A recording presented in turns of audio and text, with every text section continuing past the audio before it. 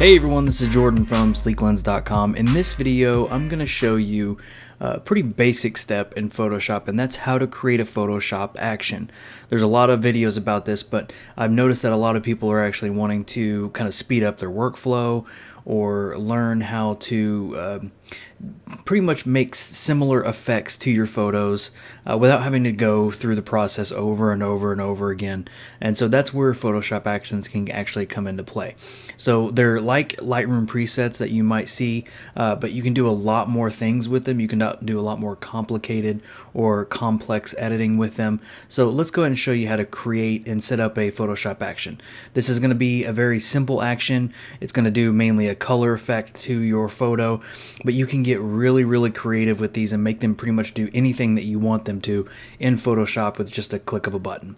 So we have these images here. We have this one right here, and we have this one right here, and I just want to make a kind of cool color effect to the image. So the first thing I'm going to do is open my actions panel. So if you don't see it over here on the left, on the right side, go over here to Window and go to Actions, and then you'll see your actions panel right here. And I'm just going to expand it a little bit, and you can see we have some actions already created. I'm going to create a new folder here, and this is just a way of helping to organize them. So I'm going to click Create a New Set, and I'm going to call this Color Effects. Alright, and I'm going to click OK, and we have a Color Effects folder here. And now I need to actually create the action and label it.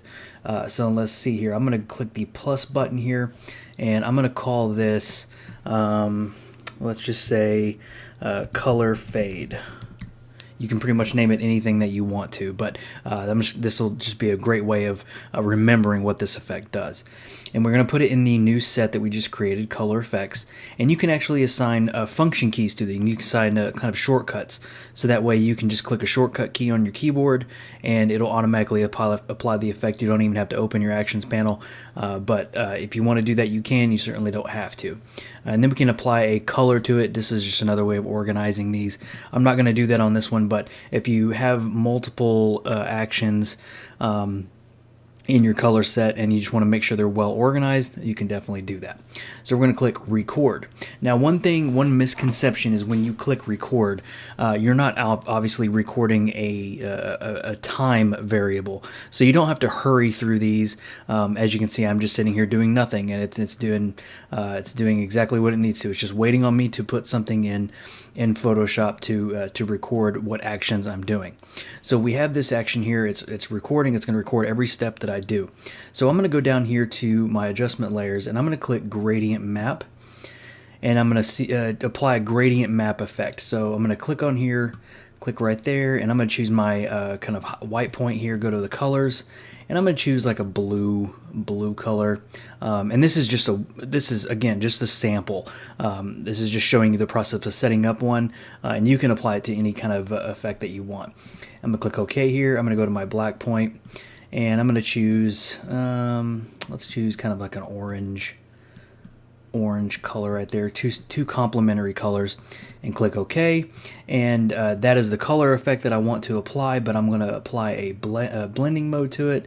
I'm going to go down to Overlay, and you can see it kind of blends in a little bit better. And also I'm going to put a fade. I called it Color Fade. So this is my color effect, and now I'm going to put my fade effect on there. So I'm going to go to my curves and go down here, and I'm going to put a little point right there on that first box. Drag this up, and that's going to put a little bit fade right there. And there we go. Now that's what I want my final images to look like whenever I apply this effect. And just to help these out a little bit, I'm going to go ahead and select both of those, put them in a group, and just call it Effect. There we go. So now these are in a effect. You can see toggle on, toggle back off. And now what we're doing is going to stop the effect. We're going to stop it so it's not recording anything else that we do. I'm going to click the stop button right here, and we are good to go. So now we have our color fade effect right here. So if we want to apply that to every image, that effect, I'm just going to delete that. All we have to do is go to our color fade effect and click the play button, and boom, there's the exact effect that we had. And it looks exactly the way we had it, and all we did was just click the play button and we are good to go. So if we wanted to apply that same effect to this image, we just basically do the same exact thing. Click on the color fade effect, the preset, or the action, and click the play button, and there you go. It applies that same effect. You can see they look very similar. Now obviously it depends on the type of image, so if you have an image that has deeper shadows or deeper highlights or brighter highlights, it's going to look a little bit different, but the overall effect will still be there. And you can see these effects are exactly the way that we had them. We had a curves, a gradient map, and there you go. So there's tons of things you can do with these. You can do more maintenance effects, maybe applying a DPI adjustment, a sharpening adjustment, cropping. Pretty much anything that you can think of in Photoshop, you can basically create an action for it. So this is just a cool way of showing you that you can create really cool actions in Photoshop and to really save time or to help out your editing and take it a little bit further. So thank you guys for joining me in this video. This has been Jordan from Sleeklens, and I'll see you in the next one.